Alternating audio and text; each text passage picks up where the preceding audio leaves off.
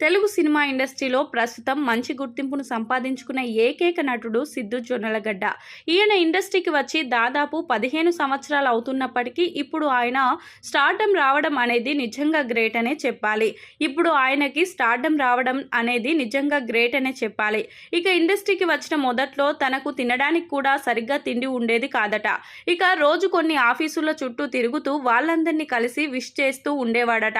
అలా చాలా కష్టపడుతూ వచ్చాడు కాబట్టి ఇప్పుడు స్టార్ హీరోగా గుర్తింపు పొందారు.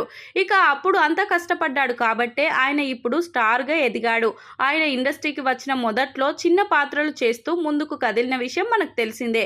ఇక నాని, రామ్ చరణ్, నాగచైతన్య లాంటి హీరోల సినిమాల్లో చిన్న చిన్న పాత్రలను చేసి ఇప్పుడు మంచి గుర్తింపు తెచ్చుకున్నాడనే చెప్పాలి.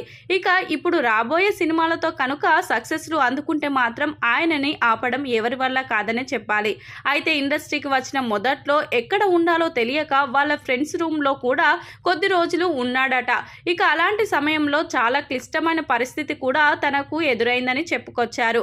అయినప్పటికీ సినిమానే తన లక్ష్యంగా, తన ధ్యేయంగా పెట్టుకొని ముందుకు సాగాడు కాబట్టి ఈ రోజు చాలా కీర్తి ప్రతిష్టలను అందుకుంటున్నాడు. ఇక మొత్తానికైతే సిద్దు జొన్నలగడ్డ రాబోయే కొన్ని రోజుల్లో స్టార్ హీరోగా అవకాశాలు అందుకుంటాడు. ఇక ఇప్పటికే నందిని రెడ్డి, బొమ్మరిల్లు భాస్కర్ లాంటి స్టార్ డైరెక్టర్లతో సినిమాలు చేస్తూ మంచి గుర్తింపును సంపాదించుకుంటున్నాడు.